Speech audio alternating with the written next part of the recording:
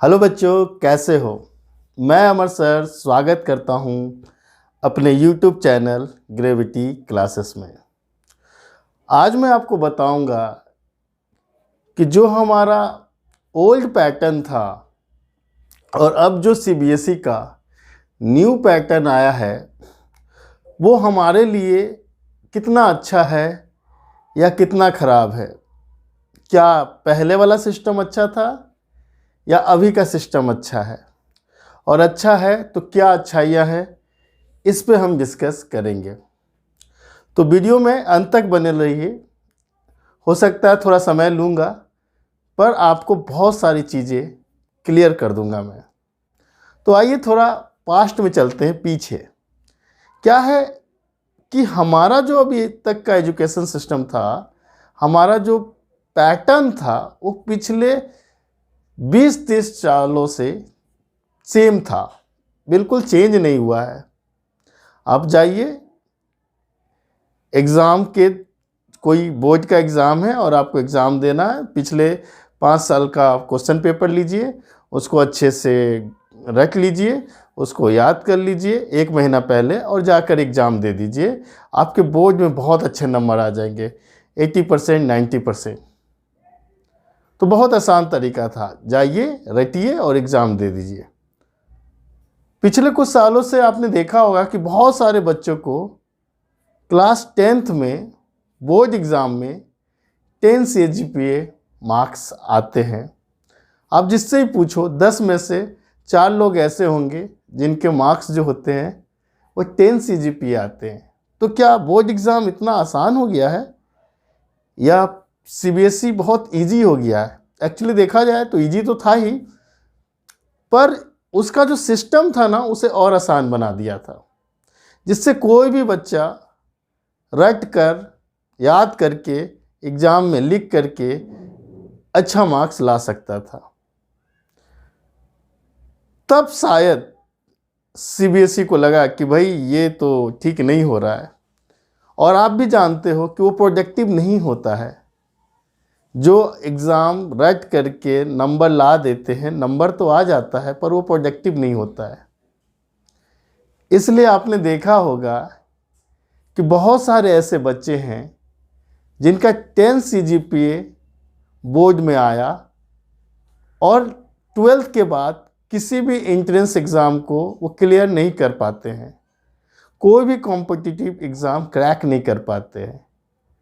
वहीं आप देखोगे कुछ बच्चे जो 70-72% मार्क्स लाते हैं बोर्ड में, और पता चलता है कि उन्होंने IIT क्रैक कर लिया, उन्होंने मेडिकल का एग्ज़ाम निकाल दिया, उन्होंने नीट क्लियर कर दिया। तो आखिर कैसे कर पाते हैं?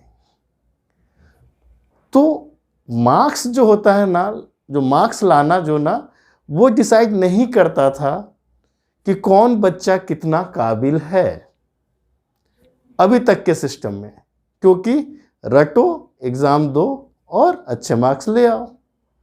आपको ज़्यादा समझने की भी ज़रूरत नहीं थी। अब सिस्टम ये हो गया है कि जब तक हर टॉपिक का आपका कॉन्सेप्ट क्लियर नहीं है, तब तक आप अच्छे मार्क्स अब लाना मुश्किल हो गया है बोर्ड एग्ज़ाम में। अब बोर्ड एग्ज़ाम CBSE ने फोकस किया है कॉन्सेप्ट पे, एप्लीकेशन पे, और हर तरीके से वो आपको चेक कर लेंगे कि आप टॉपिक को कितना समझते हो। ये नहीं कि आपने फॉर्मूला पुट किया और आंसर आ गया, नहीं।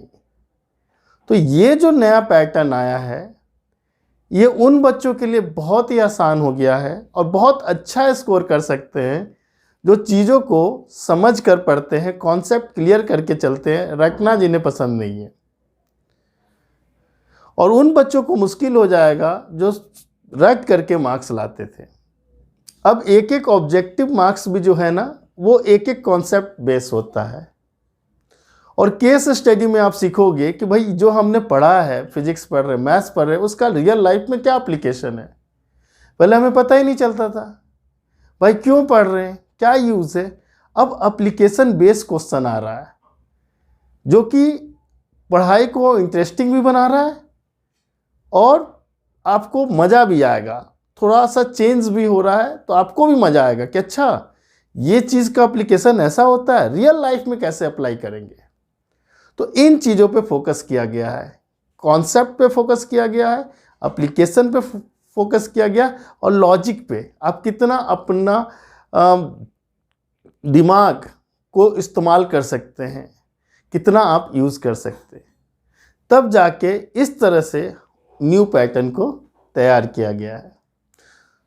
तो अब आपको क्या करना है, आपको बच्चों अब कॉन्सेप्ट को समझना है और कॉन्सेप्ट को समझ करके, टॉपिक को समझ करके ही जाना है। अच्छा, अब कुछ बच्चों की शिकायत थी कि भाई हमें आगे मैथ्स तो लेना ही नहीं है तो फिर हम क्यों पढ़े, तो उस समस्या को भी इस पैटर्न ने, न्यू पैटर्न ने ख़त्म कर दिया। ठीक है, आपको मैथ्स नहीं पढ़ना है, इट्स ओके। तो उन्होंने 2 पैटर्न ला दिया है, आपको भी पता होगा, बेसिक और स्टैंडर्ड। भैया बेसिक लीजिए, बेसिक नॉलेज तो होना ही चाहिए ना मैथ्स का, तो आप बेसिक लीजिए, ज़्यादा पढ़ने की ज़रूरत नहीं है। और आप आगे 10th के बाद आप अपना स्ट्रीम चेंज कर लीजिए। तो उन बच्चों के लिए भी आसान हो गया जो मैथ में ज़्यादा इंटरेस्ट नहीं लेते हैं, मतलब कोई ज़बरदस्ती नहीं है। और जिन बच्चों का इंटरेस्ट है वो सचमुच में फ़िल्टर होके आगे जाएंगे और वो सब्जेक्ट को भी एंजॉय करेंगे। तो ये भी कहीं ना कहीं बहुत ही अच्छा हो रहा।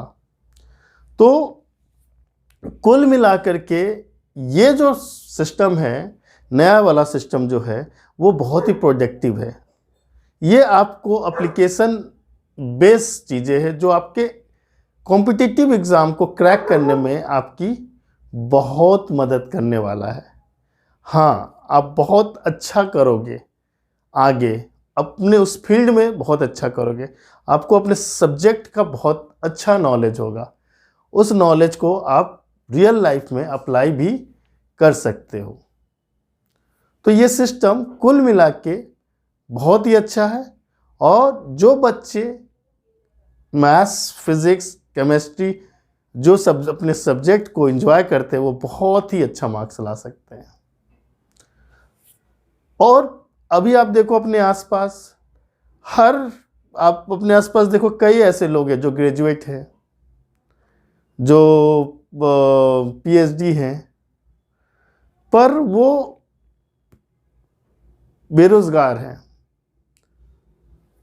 उनके पास जॉब नहीं है। तो क्यों हो रहा है? एक्चुअली वो पढ़ाई हमारे काम नहीं आ रहा है। हमने अपनी एजुकेशन सिस्टम को, अपनी पढ़ाई में कितने पैसे खर्च किए और कितना समय दिया। ग्रेजुएशन करते करते आपकी उम्र और पीएचडी करते करते उम्र 25 से 30 साल हो जाती है, बट हमारा जो एजुकेशन है ये यूज़लेस हो जाता है, अप्लीकेबल नहीं होता है, किसी काम का नहीं रहता है और फिर हम बेरोजगार हो जाते हैं। तो इन सब को ये ऐसा ना हो, हम जो पढ़ें वो उससे कुछ सीखें, उसका कुछ रियल लाइफ में एप्लीकेशन हो। तो ये सिस्टम उन कमियों को दूर करने की कोशिश कर रहा है और करेगा। तो मेरे ख्याल से नया सिस्टम आप लोगों के लिए अच्छा है, ओल्ड वाले सिस्टम से बहुत ही अच्छा है। आपको क्या लगता है? आपके क्या विचार हैं? इस बारे में आप मुझे कमेंट करके बताइए। और अगर आपको वीडियो अच्छा लगे तो लाइक वगैरह कर दीजिए। नेक्स्ट वीडियो में मैं नए पैटर्न के जो पेपर हैं, सैम्पल पेपर जो एनसीईआरटी के पेपर सीबीएसई ने अपलोड किया है, उस पर हम डिस्कस करेंगे। और इसमें मैं आपको बताऊंगा कि कैसे आपको बोर्ड का प्रिपरेशन करना है और कैसे आपको पेपर में अपना बेस्ट परफॉर्मेंस देना है। तो वेट कीजिए, जल्दी ही मैं आऊँगा अपने नए वीडियो के साथ। Thank you very much.